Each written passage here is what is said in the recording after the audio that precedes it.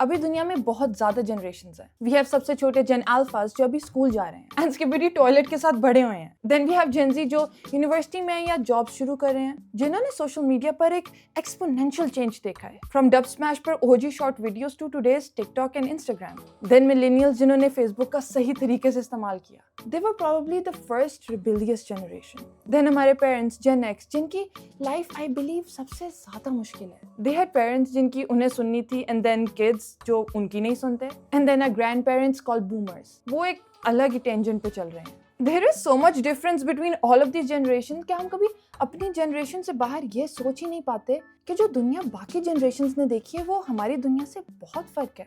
क्या मसला है, भूल गई मैं क्या बोल रही थी।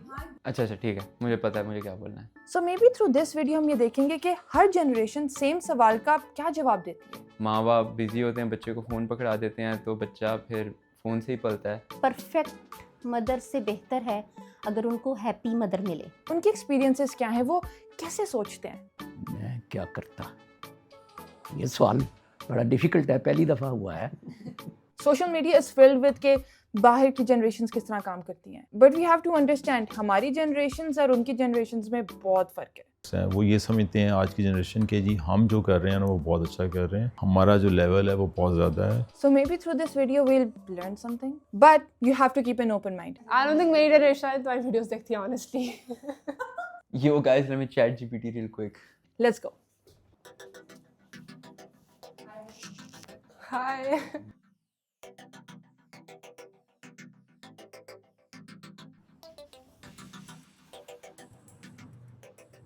आपके ख्याल में खुशी किसको कहते हैं?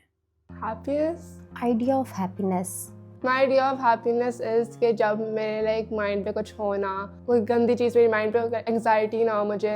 डिपेंड करता है पर्सन टू पर्सन, लेकिन for me I think it's having your loved ones around you. ज़िंदगी में पीस है तो फिर हैप्पीनेस होती है। के पास जो है, जिस तरह से है, उस वक्त है, वो वाले जो मोमेंट्स हैं आप इंजॉय करो और उसमें खुश रहो। अगर जैसे मैं अगर गार्डनिंग करता हूँ, मुझे अगर कोई फूल अच्छे लग रहे हैं, मेरे वो अच्छे हो गए हैं तो मेरी सक्सेस है। बच्चे मेरे अगर कामयाब हो जाते हैं, अच्छी जगह के ऊपर चले जाते हैं, अगर उन्हें ग्रेड अच्छे आ जाते हैं तो ये मेरी खुशी का मुकाम है। जब मैं किसी को खुश देखता हूँ तो मुझे ज़्यादा खुशी होती है, जिसमें मेरा कोई फ़ायदा हो जाए और दूसरे का कोई नुकसान ना हो जाए या किसी को बुरा ना लगे। I am not happy with that. कामयाबी किसको कहते हैं? Success Success can be what your idea of happiness is. If you're happy, then you're probably successful. Yeah, success is just happiness for a prolonged period of time. for me isn't about money, wealth, fame. I think it's कि आपके इर्द गिर्द ऐसे लोग हैं जो आपकी कदर करते हैं, आपकी केयर करते हैं और आपसे प्यार करते हैं। मुझे लगता है सक्सेस की कुछ डेफिनेशन ना आप अपनी चाइल्डहुड से ही ना माइंड में सेट कर लेते हो। किसी बच्चे ने अगर सोचा है कि मैंने इंजीनियर या डॉक्टर बनना है, कि मैंने अगर ये चीज़ मुझे मिल जाएगी तो मैं सक्सेसफुल होऊंगा। अपने आप को बैंक में लेके जाऊँ मैं, क्योंकि बैंक की जॉब करता हूँ, अच्छी जगह पे जाऊँ। पर अब मेरे लिए है कि मेरे बच्चे जो उनसे हैं वो अच्छी जगह पे जाएं, उनकी अच्छी जगह पे हो, तो वो मेरे लिए सक्सेस है इस वक्त। आपका टारगेट क्या है और आपकी कैपेबिलिटी क्या है? मेरी कैपेबिलिटी है कि मैंने पढ़ लिया, इंजीनियर बन गया, बच्चों को अच्छी लाइफ दे दी, अच्छा कमा लिया, घर बना लिया, गाड़ी ले ली, मेरे लिए ये कामयाबी है, इसलिए मैं कामयाब। अगर आपके पास अभी $1 million आ जाएं तो आप उसका क्या करोगे? $1 million। राइट नाउ कुछ ऐसा है नहीं जो कि मैं चाहता हूँ। Guys, लोगों को लगेगा कि मैं फेक बोल रही हूँ, लेकिन I would low-key give like 75% of it to charity, because guys like honestly मुझे तो पैसे चाहिए भी नहीं है to live a comfortable life। बाकी 25% नॉर्मल चीज़ों पे। मेरे ख्याल इंसान की ज़रूरत से ज़्यादा उसे मिल जाए ना, यही बंदे का इम्तहान होता है। मैं प्रॉब्ली कोई सुपर कार खरीदूँ और अभी तो राइट अवे जो सिचुएशन चल रही है, ये जो फ़लस्तीन में हो रहा है, यार मैं तो राइट अवे उन बच्चों के लिए कुछ करना चाहूँगी। आई गेस गेमिंग सेटअप खरीद लूँ महंगा सा, गेमिंग करूँ बॉयज़ के साथ। मैं 2-3 चीज़ें करूँगा, अपने बच्चों को डिस्ट्रीब्यूट करूँगा और अपनी मिसेस को लेके वर्ल्ड टूर पे चले जाऊँगा। It depends मुझे मिले कब। अगर मुझे अभी मिले तो I would probably save it, लेकिन अगर मुझे like when I'm like 30 मुझे जब मिले तो I would probably invest it और like घर वगैरह की सारी चीज़ें अपनी फैमिली को मैं तो इसे सपोर्ट दे दूँ। जब मैं लाजमी कोई फलाई इदारा बनाऊंगा जो ऐसे कोई गरीब या कमज़ोर लोग हैं उनकी मदद के लिए कोई इदारा बनाऊं, किसी को रोटी पानी नहीं है तो वो खिदमत या इस तरह के कुछ। अपने काम के साथ लॉयल्टी आपके लिए क्या मायने रखती है? Loyalty to jobs? I think loyalty to jobs means not like the job itself but the occupation you follow. अच्छा फॉर एग्जांपल आप एक कंप्यूटर इंजीनियर हो तो ये मैटर नहीं करता कि आप किस कंपनी में काम कर रहे हो या ऐसा कुछ, बस आपको जो पसंद है, आपको मज़ा आ रहा है, आप कॉन्फिडेंट हो कि जो मैं कर रहा हूँ सही है, तो I think that's what matters the most. Jobs, I think आप अपना 100% दो, ये सोच के ना दो सैलरी को या पैसों को माइंड में रख के. आपको अगर 5 काम करने उस टाइम, तो अगर कोई आपको छठा या 7वां काम बोल रहा है तो आप उस पर नो करो. मेरा ख्याल है आप सीखते हो, आपकी एबिलिटीज़ पॉलिश होती हैं और फिर अल्लाह ताला आपको उस चीज़ का देता है. jobs. जो असाइनमेंट मुझे दी गई है मैं उसको अगर पूरा कर रहा हूँ और उस ऑर्गेनाइजेशन के साथ कंटिन्यूसली मैं काम कर रहा हूँ तो ये मेरी लॉयल्टी है उसके साथ है. I think हमारी जनरेशन में यही बोला जाता है कि लाइक जॉब स्कैम है और बंदे को अपना बिजनेस खोलना चाहिए, लेकिन I don't think businesses are for everyone. अगर बंदा खुश है 9 to 5 में and he doesn't mind it, तो फिर इसमें कोई बुरी बात नहीं है. जॉब से लॉयल्टी और ये बड़ी अहम चीज़ है. जो भी आप काम करें मैं वो कमिटमेंट से करता हूँ और एंजॉय करता हूँ उसमें. रिश्तों के साथ लॉयल्टी का क्या मतलब है? अब this also depends on what kind of relationship, but I feel like in सारों में एक कॉमन फैक्टर होता है कि you have unconditional love towards someone. कि आप ये नहीं कहते कि अगर वो मीन हो गया मेरे से तो मेरे से बात नहीं करोगी. आप ट्राई करते हैं लाइक अंडरस्टैंड द सिचुएशन के हुआ क्या है, दिस इज़ नॉट देम वगैरह. यू नेवर लीव समवन एकदम से.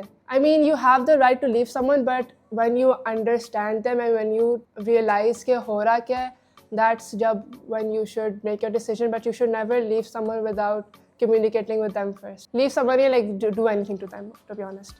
Biggest thing in loyalty and relationships is being honest. Even if you want to not hurt the other person's feelings, you should still be honest with them. Obviously प्यार तो होता ही है. Husband के साथ ये है कि चीट नहीं करो. बच्चों के साथ आप जितना टाइम स्पेंड कर सको, उनकी जितनी बात सुनो.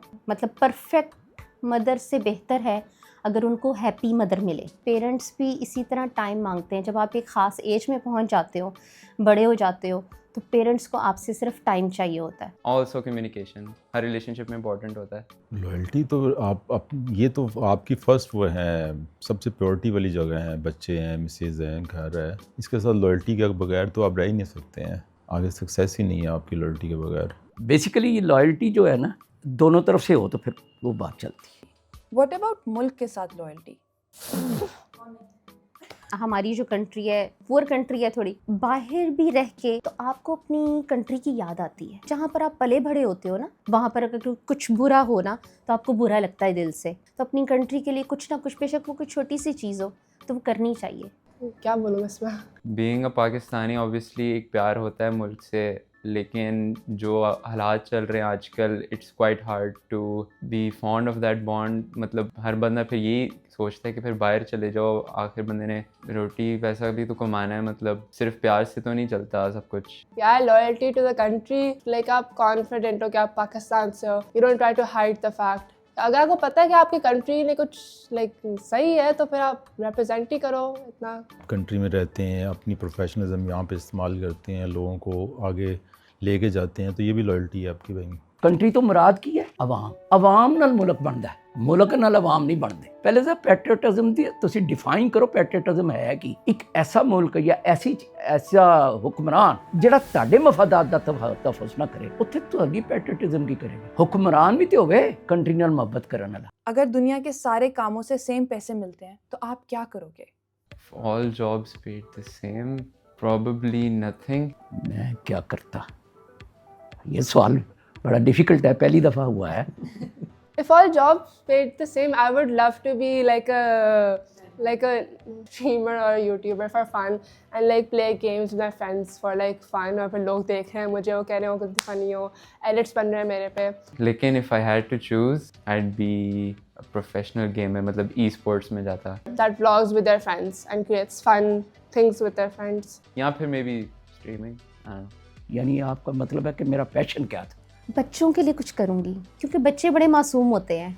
आप उनके माइंड में कुछ भी डाल दो, अगर आप पॉजिटिव कुछ भी डाल रहे हो तो मेरा ख्याल है आप सोसाइटी के लिए बहुत अच्छा कर रहे हो. मैं तो देखें शुरू में बैंकिंग में रहा हूँ, मुझे बैंकिंग की जॉब हमेशा से अच्छी लगती रही है. तो मुझे तो अगर कहीं से भी मिलेगी तो मैं बैंकिंग की तरफ ही रहूँगा। मुझे और कोई इतना प्रोफेशन में मज़ा नहीं आता जितना मुझे अपनी बैंकिंग की जॉब में मज़ा आता है। शायद मैथमेटिक्स का सब्जेक्ट मुझे ज़्यादा पसंद था, मैं फिर मैथमेटिक्स पढ़ता, उसमें एमए करता और फिर टीचिंग करता, ये मुझे अच्छा लगता। क्या आपको लगता है कि आपकी जनरेशन ज़्यादा आज़ाद है या ज़्यादा ट्रैप्ड?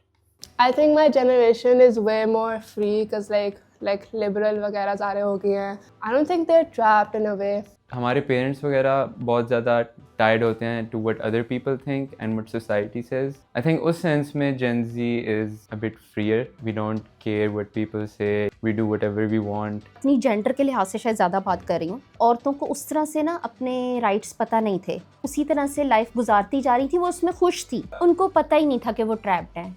जो हमारी आने वाली नई नेक्स्ट जनरेशन है उनको अपने राइट सारे पता हैं, लेकिन हम लोग कुछ बीच में ट्रैप्ड हो गए हैं। हमें आधा पता है, हम उस लिहाज से थोड़े से ट्रैप्ड हुए हैं। और जो लोग हैं, बाकी आप जैसे लोग हैं, यंग लोग हैं, वो तो आपको पता है रात को ही काम शुरू होता है, रात को चीज़ें शुरू होती हैं। हमारे ज़माने में कभी ऐसे नहीं था। मगरिब के बाद सब चीज़ें ऑटोमेटिकली ख़त्म हो जाती थी। अपॉर्चुनिटीज़ या जितनी चीज़ें हैं वो पहले थी नहीं हमारे पास। आज की जनरेशन में ज़्यादा फ्रीडम है और हमसे पहले वालों की उससे ज़्यादा ट्रैप थी। वजह दो हैं, पहले जो नॉलेज या इल्म, अपॉर्चुनिटीज़, कम्युनिकेशन के ज़राए इतने नहीं थे। आज से 50-100 साल मैं पीछे देखता हूँ तो लोग तो पहले अवेयर ही नहीं थे कि अमेरिका में क्या हो रहा है। अब एक ग्लोबल विलेज बन गया। पिछली जनरेशन अगली जनरेशन को कंट्रोल करती थी। ज़रूरी नहीं कि वो बाप करता था बच्चे को, इवन माशरा भी रोकता था। जब इस दुनिया में टेलीफोन आया पहली दफ़ा, और टेलीफोन औरतों को सुनने की इजाज़त नहीं थी, तो लोगों को पता ही नहीं था दुनिया में क्या हो रहा है और किस किस फील्ड में वो जा सकते हैं, फ्री हैं जाने में। वो ऐसी कौन सी एक चीज़ है जो आज के बच्चे कभी एक्सपीरियंस नहीं कर सकते?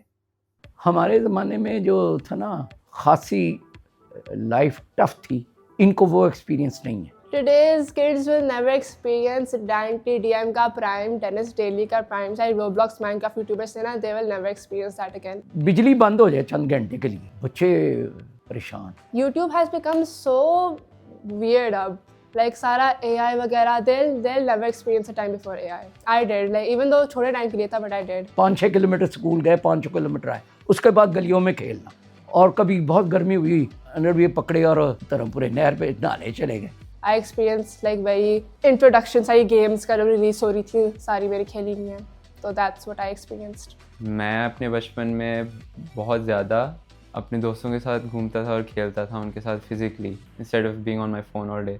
ऑल्दो आई डू एडमिट अब मैं काफ़ी टाइम फ़ोन पे ही होता हूँ। मुझे ऐसा लगता है फिज़िकल एक्टिविटीज़ जो हैं थोड़ी सी काफ़ी कम हो गई हैं। ये इस मोबाइल और गैजेट्स की दुनिया ने तो बहुत जो है ना तबाही फैला दी है। लेकिन आजकल एक्सेस टू डिवाइसेस और फ़ोन्स बहुत इजी हो गया है। माँ बाप बिज़ी होते हैं, बच्चे को फ़ोन पकड़ा देते हैं, तो बच्चा फिर फ़ोन से ही पलता है। और बच्चों को हम क्या ही इल्ज़ाम दे सकते हैं कि हम लोगों के अपने हाथ में है ये गैजेट। जब अपने चाइल्डहुड में था तो मैं स्कूल से जब घर वापस आता तो I use to go to ground. कभी पेरेंट्स को ये नहीं होता था कि मेरा बच्चा कहाँ चले गया, वो वापस आएंगे कि नहीं आएंगे। जितने हम सिक्योर फील करते थे ना चाइल्डहुड में अपने आप को, अपने बच्चों को हम सिक्योर नहीं फील करते थे।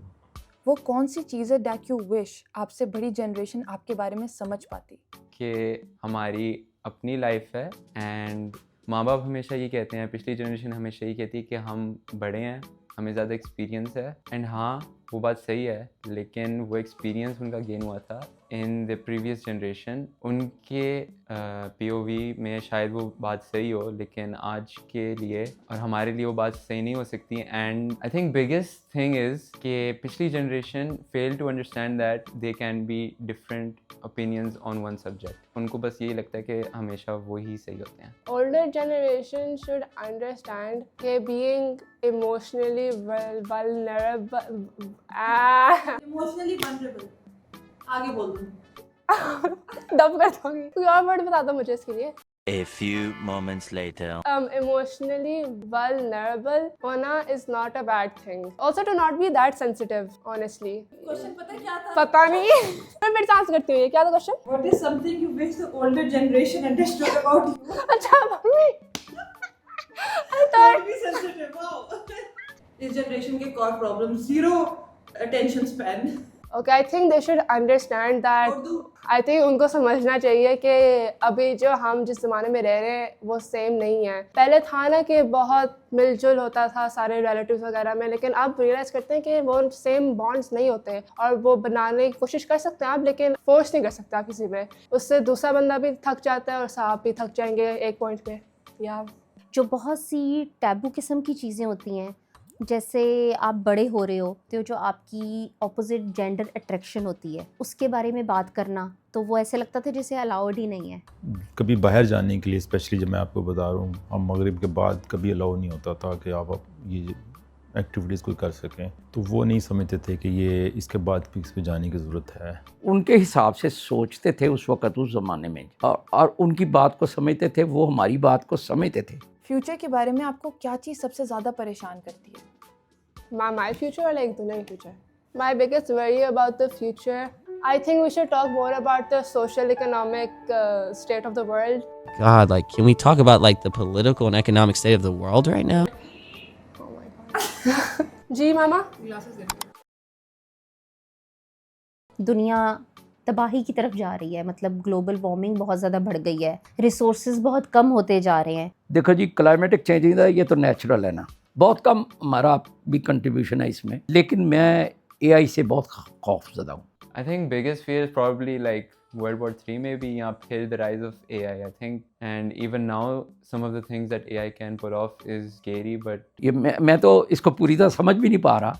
द टाइम विल कम कि ये एआई आपको कंट्रोल करेगा। ये एग्जांपल देते हैं कि जब मतलब कैलकुलेटर इन्वेंट हुए थे तो मैथमेटिशियंस तो फिर होना शुरू हो गए होंगे, लेकिन वो तो सही है, वो एक टूल था, लेकिन अब AI completely एक sentient being of its own. I think my biggest worry about the future is how common warfare has become. बड़ी स्ट्रॉन्ग 2-3 कंट्रीज़ हैं, वो वॉर की तरफ बहुत ज़्यादा जा रहे हैं इतना कॉमन हो गया कि लोग बस इम्यून हो गए इससे, और वो चाहते हैं कि पॉपुलेशन कम हो, तो वो दुनिया को डिस्ट्रॉय करने में लगे हुए हैं। दुनिया में बहुत ज़्यादा गलत चीज़ें हो रही होती हैं, बट फील ही नहीं होता कि ये सारा कुछ हो रहा है। How it's actually affecting the people there. Like जब इधर 2 सेकंड के लिए मिसाइल्स गिरी थी, लोग पागल हो गए थे, और गाजा में 2 साल ऑलमोस्ट से हो रहा है और लोग मर गए हैं, एंड लोगों को कुछ नहीं परवाह हो रही। वही मेरी वरी ये है कि उसमें मुसलमान ख़त्म होते जाएंगे, कंट्रीज़ ख़त्म होती जा रही हैं।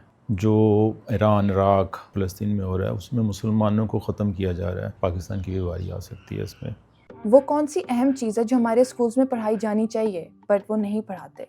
Schools should teach time management. I think schools should have a lesson on human ethics and how to interact with people around you. Stress management. For people who lack basic decency. Sex education भी नहीं होती schools में, because हमारे माशरे में तो taboo समझा जाता है इन चीज़ों पे बात करना। Like rape cases हो जाते हैं पाकिस्तान में या फिर South Asian countries में, वो उतना ही ज़्यादा होता है because lack of education होती है। और कैसे आप अपने साथ वाले लोगों से आप कैसे बात करते हैं, उनसे कैसे चीज़ें संभालते हैं।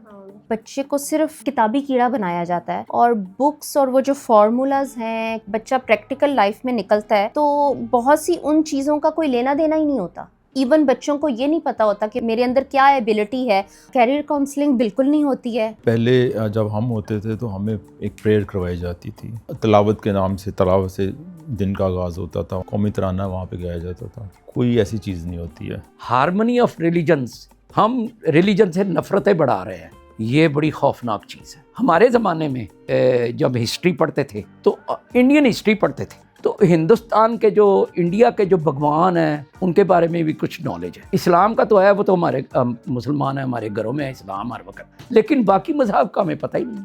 हम घर बैठ के ही सबको बुरा कहे जा रहे हैं। आप अपने छोटे को कौन सी लाइफ एडवाइस दो? To someone younger than me, I would say कि saying I want to grow up is the most dumbest thing that any child could say. Live in the moment, even though I still don't follow that advice. कभी कभार जो भी तुमने childhood में enjoy करना है करो without consequences. Don't worry about the future and just embarrass yourself. And because अगर 6 साल का बच्चा एक ग्रोसरी स्टोर में चीख रहा हो, उसको किसी ने कुछ नहीं कहना। Because यही एज है जहाँ पर what you do उसके consequences आगे लाइफ में इतने ज़्यादा कैरी फॉरवर्ड नहीं होंगे। अगर कोई 11 साल का देख रहा है ना इस वीडियो को, तो भाई चीख लो ग्रोसरी स्टोर में, अब भाग जाओ, क्या कर लेंगे वो। बस दैट्स माय एडवाइस। शुरू से बच्चे को ना खुश रहना सिखाएं। हम हैप्पीनेस पे काम ही नहीं करते हैं, एक बस दौड़ में लगे हुए हैं कि ये करना है, ये करना है, ये अचीव करना है, ये अचीव करना है। बच्चों को भी हमने इसी दौड़ में लगाया हुआ है। उसने डे टू डे कैसे खुश रहना है, बहुत सी ऐसी चीज़ों में जिसको करके आप खुश नहीं हैं वो प्लीज़ ना करें। मैं ये तो कहूँगा कि अपने पेरेंट्स को ज़रूर उनकी दुआओं में उनको लें, क्योंकि अब पेरेंट्स के साथ इतनी रिस्पेक्ट्स नहीं होती जितनी पहले हम करते थे। जो बात सच्चाई पे मबनी है उस पर चले, ट्रूथ को ना छोड़ें। अगर आप अपने से बड़े को लाइफ एडवाइस दे सकें तो वो क्या होगी? Just because आपने इतने साल लिव किया doesn't mean कि you've lived a lot of lives. Because time is length, लेकिन meaning is depth. अभी spot पे बनाया मैंने ये. Your body does not retire until you die, so there's still time left. You still have a couple of years to live a life that you won't regret. Yeah.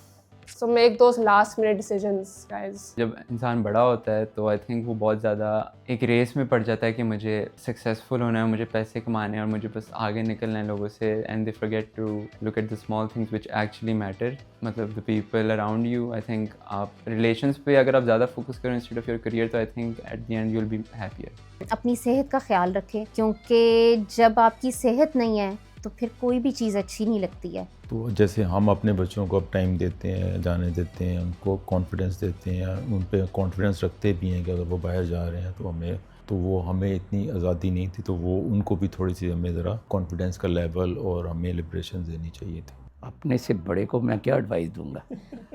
बड़े तो एक number एक हो तो ज़िंदगी गुजार चुके हैं, पहले बड़े को आप एडवाइस कर ही नहीं सकते। पहली बात तो ये बहुत कम लोगों में हौसला होता है जो बड़े होते हुए छोटे की बात को सुने, उससे मशवरा ले।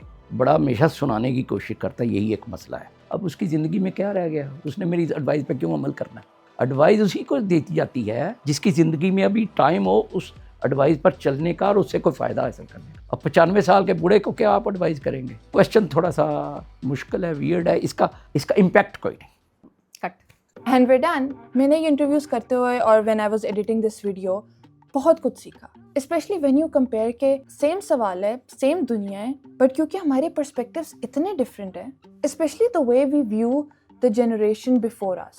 लाइक हमारे पेरेंट्स का relationship with their parents was so different, and हमें से ज़्यादातर यही सोचते हैं कि हमारे पेरेंट्स हमें नहीं समझते। But if you think about it, हमारे पेरेंट्स ने जो अपने पेरेंट्स से सीखा उससे वो बहुत बेहतर कर रहे हैं, एंड दैट मीन्स कि हमें लगता है कि हम अपनी छोटी जनरेशन के साथ बहुत ज़्यादा बेहतर कर रहे हैं। तो with each generation we are trying to be better, लेकिन हम ये भूल जाते हैं कि द लाइफ जो हमसे छोटे जनरेशन को चाहिए और जो लाइफ जो हमें चाहिए थी उनमें बहुत फ़र्क है। हम यूजली चाहते हैं कि हमारे पेरेंट्स ज़्यादा प्रेजेंट होते हैं हमारी लाइफ में, उन्होंने बहुत स्ट्रगल्स किए जिसकी वजह से हमारे पास जो लाइफ है वी हैव इट। बट हमारे से जो छोटे हैं उनके ही लाइफ में हम बहुत ज़्यादा इन्वॉल्व होने की कोशिश करते हैं, but maybe that's not what they really want.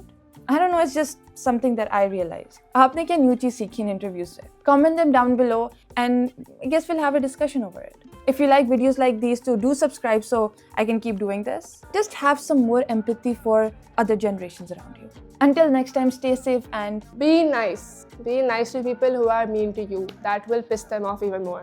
Bye, guys.